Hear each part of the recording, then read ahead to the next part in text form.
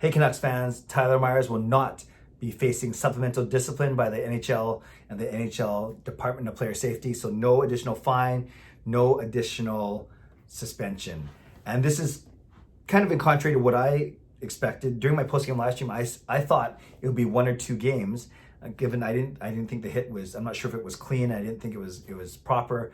But then at the same time I was saying that, Matt Sakaris was saying on TSN 1040 that he was already hearing that there likely wouldn't be additional discipline. So I'm not sure how he could hear that so quickly, but obviously his sources are a lot better than mine. Well, he has sources, I don't. I was just speculating.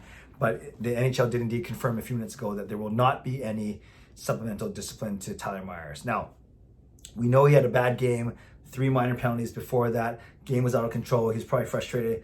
Surprising, he's not a dirty player. Yeah, he takes penalties, but he's not a dirty player. Him and Joel Armia, the guy he hit, they played together in Buffalo and Winnipeg. So I don't think Tyler Myers was there to intentionally hurt Armia. And it's very unfortunate that Armia has a concussion. We don't know how long he'll be out for. But in their explanation of why there was no additional discipline, the NHL pointed out 2 things, and they have to do with the rule for an illegal check to the head. To be an illegal check to the head, it's got to fulfill 2 criteria. One of them is the head is the primary point of contact, and number 2, that the check was avoidable. So if the head is the primary point of contact and the check was avoidable, then they would hand out supplementary discipline.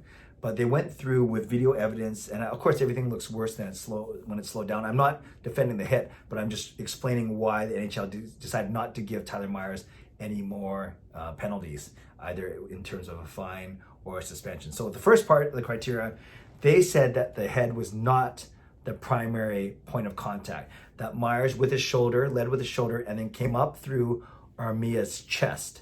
And the chest absorbed the brunt of the blow. Of course, the head is connected to the chest or the body by the neck. So the head basically absorbed some of it as well, but they made a point of saying that the head was not the primary point of contact, was not the initial point of contact. And they also made the point that saying sometimes you'll see the head kind of, obviously not dislodge, but it'll go in a different direction, or it will kind of go first and the body will then follow, or it will go in an opposite direction as the body. Whereas with this check from Myers yesterday, it was the chest and the head moving at the same time, with the initial force being absorbed by the chest. So that's the first part, the criteria.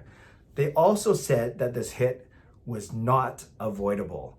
Remember, if it was avoidable, then they were saying that Myers could have taken a different angle, could have led up, could have anticipated what was going to happen. But by saying that the hit was unavoidable, basically Myers had committed to the hit, to a clean, or at least fair hit is a better way of saying it. I don't know how you say clean, but it was fair. I guess by definition, then it's clean. You know what I'm saying? So it was not an avoidable hit, and therefore he went through the chest, and it's not like he, in a split second, could have changed his mind and said this is not going to be a proper or a legal hit. So again, those 2 criteria were not met. It was deemed that it was not, the head was not the initial point of contact, and the hit was not deemed as avoidable. That's why he did not receive a fine. That's why he did not receive a suspension. And that's why he will be playing when the Canucks try and win the series against Montreal tomorrow night. So Canucks fans, try and leave your biases aside, whether you love Tyler Myers or you don't like Tyler Myers, or you love the Canucks or don't love the Canucks. Let's talk about this decision itself in a vacuum, this ruling by the NHL. Do you agree with it or not? And tell me why or why not. Leave a comment below. I love to read, react, and reply. As always, subscribe if you like to, like this video if you like to. Stay safe, stay healthy, take care of yourselves, and take care of each other. I'll check in with you tomorrow to preview Game 3 of the Vancouver Canucks Montreal Canadiens mini-series at Rogers Arena. God bless, and go Canucks go.